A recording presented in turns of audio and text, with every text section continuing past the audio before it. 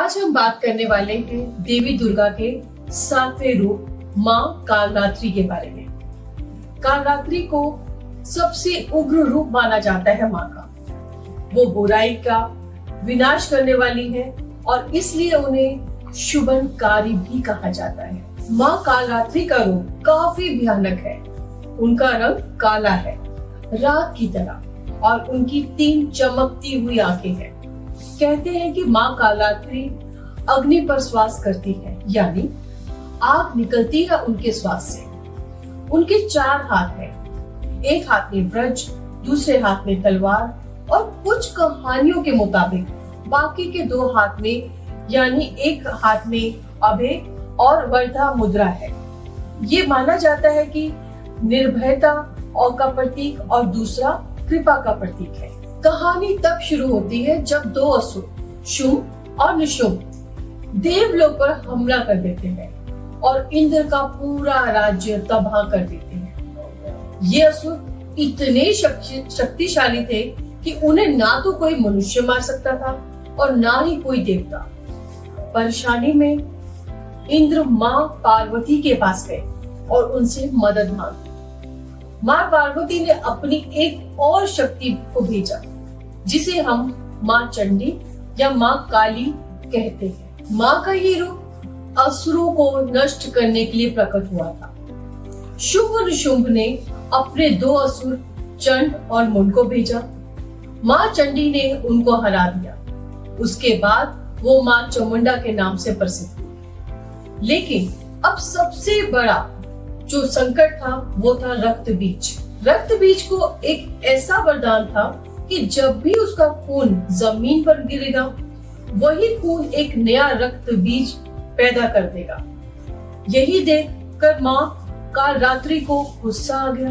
जब रक्त बीज का खून गिरने लगा, माँ कालरात्रि ने तुरंत अपना तेवर बदल दिया। जब भी वो उस पर वार करती, रक्त बीज का खून गिरने से पहले ही माँ उस खून को पीने लगी। आखिर में रक्त बीज का अंत हो गया। रक्त बीज के बाद माँ कालरात्रि ने शुंभ और निशुंभ का भी विनाश कर दिया और देवलोक में एक बार फिर शांति की स्थापना हो गई। माँ कालरात्रि का रूप हमें ये सिखाता है कि बुराई जितनी भी शक्तिशाली क्यों ना हो, माँ के रूप में शक्ति हमेशा उसका विनाश कर सकती है। नवरात्रि के दिन हमें माँ कालरात्रि से प्रार्थना करते हुए हमेशा ये मांगना चाहिए कि वो हमें निर्भय बनाए और हर बुरी शक्ति से हमेशा हमें बचा कर रखे। नवरात्रि के 7वें दिन हमें सफेद रंग पहनना चाहिए, जो कि बहुत शुभ माना जाता है, क्योंकि ये पवित्रता और रोशनी का प्रतीक है, जो हमारे मन को शुद्ध और बुद्धिमान भी बनाता है। अब माँ के 8वें रूप की बात करते हैं। ये कहानी शुरू होती है जब पार्वती जी कालरात्रि के रूप में असुरों का विनाश कर कर वापस आती है। तो लड़ाई के बाद उनका रंग बिल्कुल काला हो गया था और जितनी भी कोशिश किए वो अपने काली त्वचा को हटा नहीं पा रही थी। लेकिन ये देखकर भगवान शिव ने उनका मजाक उड़ाया और उनको काली कह दिया। ये सुनकर पार्वती जी काफी नाराज हो गई। अपने रंग को वापस पाने के लिए उन्होंने भगवान ब्रह्मा जी से बात की, उन्हें प्रार्थना की। काफी तपस्या के बाद ब्रह्मा जी उनसे प्रसन्न हुए और उन्होंने आकर उनको ये कहा कि अगर वो हिमालय के मानसरोवर लेक में जाकर स्नान करेंगी तो उनकी त्वचा फिर से गोरी हो जाएगी। अब माँ पार्वती मानसरोवर लेक में जाती हैं और वहाँ स्नान करती हैं, तो उनका काला रंग फिर से बदल जाता है, फिर गोरी त्वचा में, और उनका एक नया रूप सामने आता है। और वो रूप था माँ कौशिकी का। और माँ कौशिकी ने आगे जाकर 2 भयानक असुर शुंभ और निशुंभ को विनाश किया, उनको खत्म किया। शुंभ और निशुंभ को एक वरदान मिला था, ना ही उनको कोई मनुष्य, ना ही कोई देवता, ना ही कोई राक्षस उनको मार सकता है। लेकिन कौशिकी एक स्त्री के रूप में उन्हें मार गिराने में सफल रही। मानसरोवर में स्नान करने के बाद पार्वती जी का रंग फिर से गोरा हो गया और उन्हें माँ महागौरी के रूप में पूजा जाने लगा। माँ महागौरी के 4 हाथ हैं, एक हाथ में त्रिशूल, दूसरे हाथ में डमरू और वो एक सफेद वृषभ पर सवार रहती है। उनका रूप दया और सदाचार का प्रतीक है। ये तो थी माँ महागौरी की कहानी, पर सोचने वाली बात ये है कि क्या सुंदरता सिर्फ रंग से होती है? क्या फेयर स्किन का होना जरूरी है, या फिर एक अच्छा और नॉर्मल दिल? मेरे हिसाब से माँ महागौरी का दिल बहुत ही सुंदर और वीरता से भरा था। चाहे उनका रंग कोई भी हो, उन्होंने असुरों का विनाश पहले भी किया था और बाद में।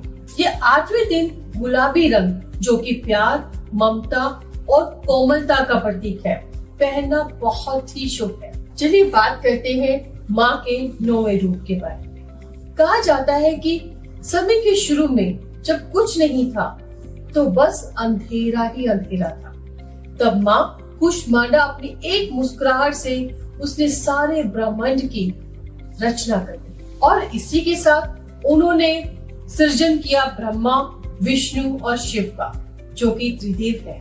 ब्रह्मा जीवन की सृजना करते हैं, विष्णु रक्षा और शिव विनाशक है। एक दिन भगवान शिव माँ कुष्मांडा के पास आए और उन्हें ज्यादा से ज्यादा सिद्धियां मांगी। उन्होंने माँ से प्रार्थना की कि उन्हें ज्यादा से ज्यादा वरदान मिले, और तब माँ कुष्मांडा ने एक और देवी को जन्म दिया। वो माँ का नाम था माँ सिद्धिदात्री। माँ सिद्धिदात्री ने शिव को सिर्फ 8 सिद्धियां नहीं बल्कि 18 सिद्धियां प्रदान की, जिसमें अष्ट सिद्धि के साथ दूसरी भी सिद्धियां समाई हुई थी। और तब एक बड़ी अद्भुत घटना हुई। शिव का आधा शरीर माँ सिद्धिदात्री के साथ एक हो गया और तब से उन्हें अर्धनारीश्वर के रूप में जाना जाता है। एक रूप जिसमें शिव आधा पुरुष और आधा स्त्री है। माँ सिद्धिदात्री एक कमल के फूल पर विराजमान होती है। उनके 4 हाथ हैं, एक हाथ में गदा, दूसरे हाथ में चक्र, तीसरे हाथ में कमल और चौथे हाथ में शंख है। माँ सिद्धिदात्री की पूजा सिर्फ इंसान ही नहीं बल्कि देवता, गंधर्व, असुर, यक्ष और सिद्धियां भी उनकी आराधना करती है।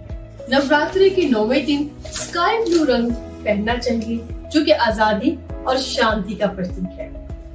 देखिए, अब हमने देवी के 9 आखिरी 3 रूपों की बात की, माँ कालरात्रि, माँ महागौरी और माँ सिद्धिदात्री। हर रूप अपनी शक्ति और करुणा से हमें जीवन के अलग अलग पहलुओं के बारे में सिखाता है। अगर आपको ये वीडियो पसंद आया तो लाइक और शेयर जरूर कीजिए और चैनल को सब्सक्राइब करना ना भूलिए ऐसे और वीडियोस के लिए। कमेंट बॉक्स में जरूर बताइए कि नवरात्रि के इन दिनों में आपकी फेवरेट देवी का कौन सा रूप है। जय माता।